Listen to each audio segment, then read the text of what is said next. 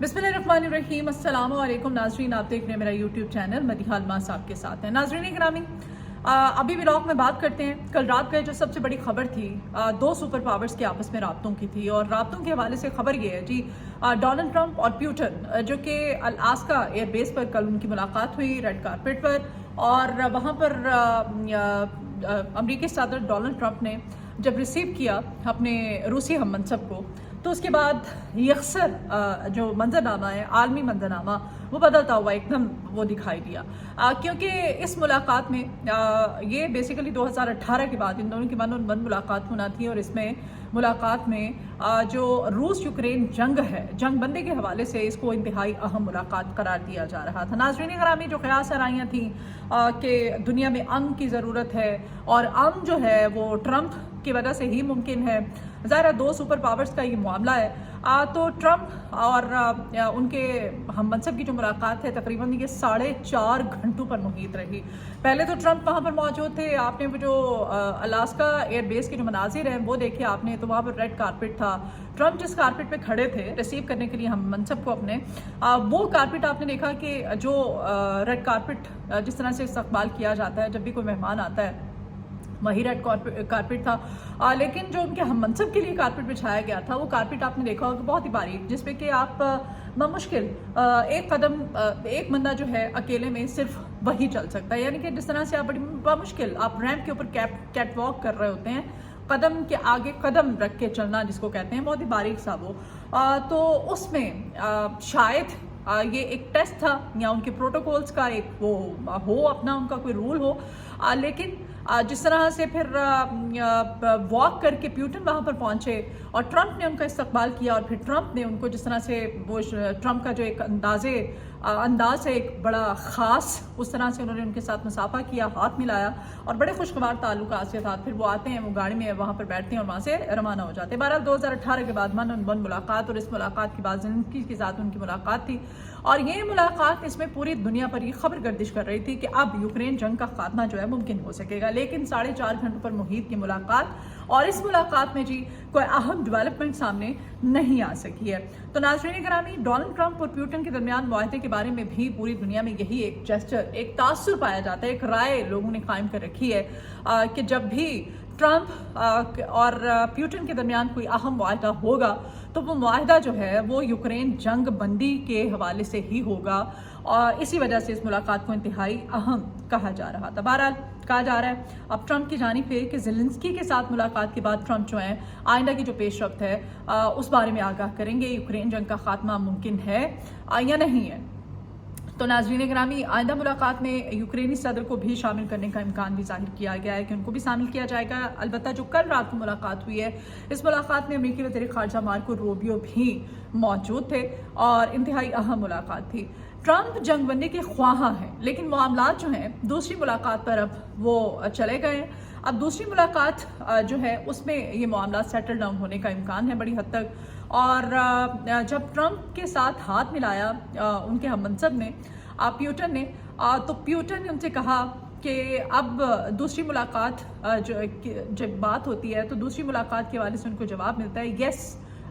उनको प्यूटन कहते हैं यस इन मॉस्को, कि भाई मॉस्को में अगली मुलाकात हमारी होगी। तो इस पे ट्रंप जो है बड़ा कहकहा लगाते हैं, और कहकहा लगा के कहते हैं कि दिस इज़ इंटरेस्टिंग, और उसके बाद यानी कि मुलाकात तो वो करेंगे, और मुलाकात जो है अब वो मॉस्को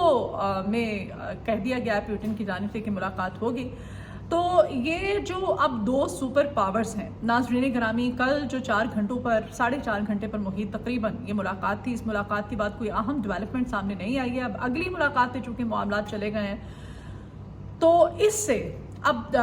ऐसी सुपर पावर्स जो कि पूरी दुनिया को ना सिर्फ असलहा मुहैया करती हैं, फ़रोग़ करती हैं,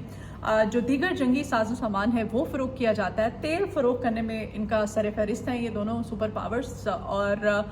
अब ये अगर जंग बंदी हो जाती है इनकी दोस्ती से, नाज़रीन ग्रामी, यहाँ पर आलमी मंजरनामे में पाकिस्तान कहाँ पर स्टैंड करता है ये हमें देखना बहुत ज़रूरी है हमारे लिए बीइंग अ पाकिस्तानी। तो भारत जो है वो इस वक्त जो मौजूदा सिचुएशन है वो रूस के बहुत करीब है,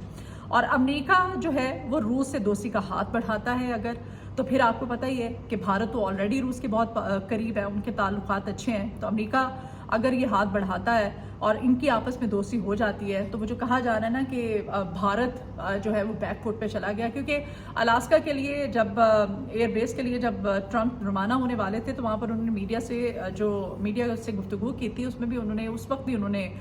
جو باتیں کی تھیں ان باتوں میں انہوں نے کہا تھا کہ ہم چاہتے ہیں کہ یوکرین جنگ بندی ہو جائے، اور پھر انہوں نے پاک بھارت جنگ کا حوالہ بھی دیا تھا۔ ٹرمپ جو ہے جہاں بھی جاتے ہیں پوری دنیا میں ان کی جب بھی کوئی ان کی بات ہوتی ہے، پریس ٹاک ہوتی ہے، تو اس میں وہ کریڈٹ لیتے ہیں ہمیشہ کہ انہوں نے جی پاک بھارت جنگ رکوائی ہے، اور انہوں نے پاکستان سے کہا تھا کہ وہ سیز فائر کی طرف آئے اور اب حالات جو ہے ان کو نارمل کیا جانا چاہیے۔ تو الاسکا روانگی سے پہلے بھی انہوں نے یہ بات بھی کی تھی کہ پاک بھارت جنگ ٹرمپ نہیں رکوائی ہے، اور امن کے وہ خواہاں ہیں، وہ امن کے دائیں ہیں، وہ امن کے سفیر ہیں۔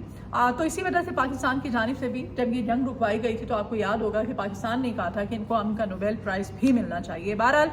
اب اگر یہ روس کے ساتھ امریکہ کی دوستی کا ہاتھ بڑھ جاتا ہے، دوستی ہو جاتی ہے، تو پھر وہ جو بھارت ہے جس کو کہا جا رہا ہے کہ ٹیرف جو ہے وہ 50% کر دیا گیا ہے بھارت کے اوپر، پاکستان کا ٹیرف کم کر دیا ہے امریکہ نے، تو پھر آپ دیکھیں کہ پھر پاکستان کہاں سٹینڈ کرتا ہے، اور بھارت جو ہے وہ ٹیرف جو بڑھایا گیا ہے اور جو تعلقات کہا جا رہا ہے کہ خلیج پیدا ہو گئی ہے امریکہ اور بھارت کے، تو وہ خلیج جو ہے وہ آپ کو ختم ہوتی ہوئی دکھائی دے گی۔ بہرحال ناظرین گرامی، ہمیں دیکھنا یہ ہے کہ ہم کہاں کھڑے ہیں، اور ہمیں بدلے میں اگر یہ جنگ بندی ہو جاتی ہے تو ان تمام تر معاملات میں دونوں سپر پاورز اگر ان کے آپس میں یہ ایک ہو جاتی ہیں، ہاتھ ملا لیتے ہیں، تو اس سے پاکستان کو کیا ملے گا۔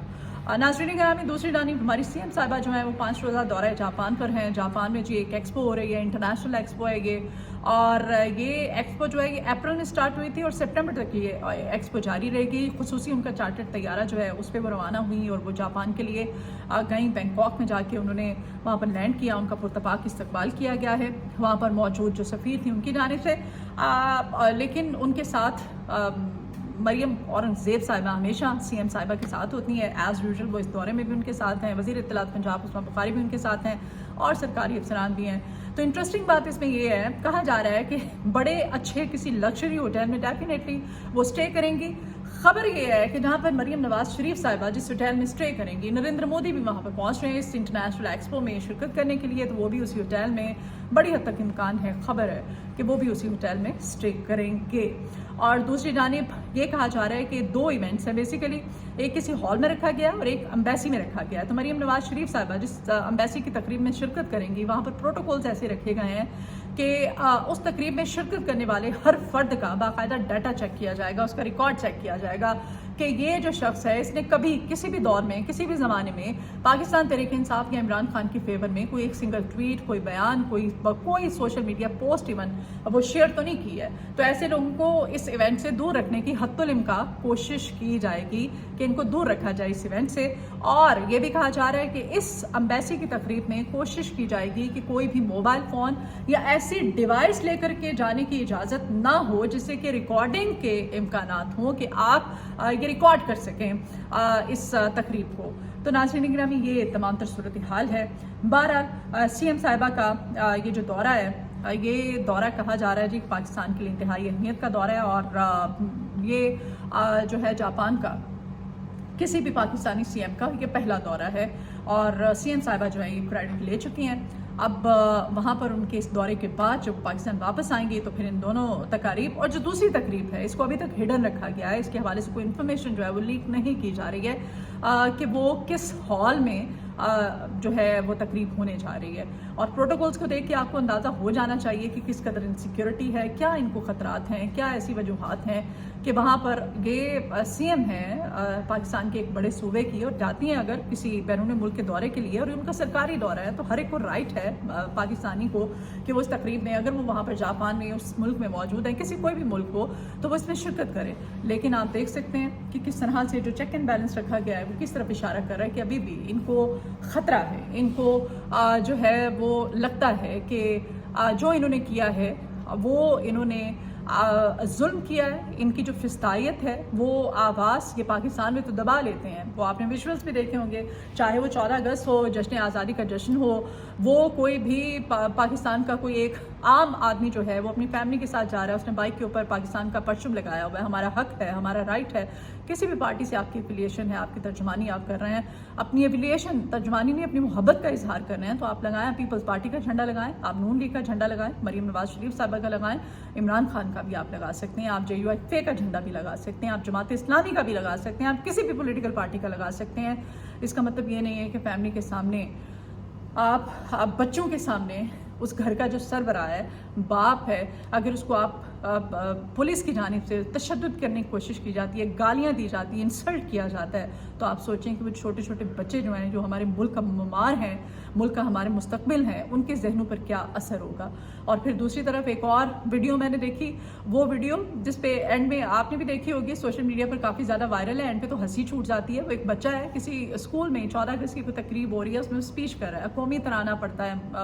ملی نغمہ گاتا ہے، پڑھتا ہے جب تو وہ اسٹیج پہ کھڑا ہے، اس کے ہاتھ میں مائک ہے، اور اینڈ پہ وہ کہتا ہے جی عمران خان زندہ باد. تو ٹیچر بیچارہ بھاگ کے آتا ہے، اس کے ہاتھ سے مائک چھین لیتا ہے.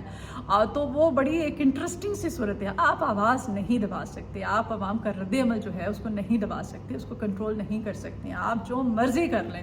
عوامی رد عمل یہ برحق ہے، یہ نیچرل ہے. یہ ضروری نہیں کہ عمران خان یا پاکستان تحریک انصاف کی محبت میں نکلے، یہ آپ کی محبت میں بھی نکل سکتا ہے. کل کو آپ کے کارکنان کے ساتھ اگر ایسا ہوگا تو آپ کو کیسا لگے گا. بہرحال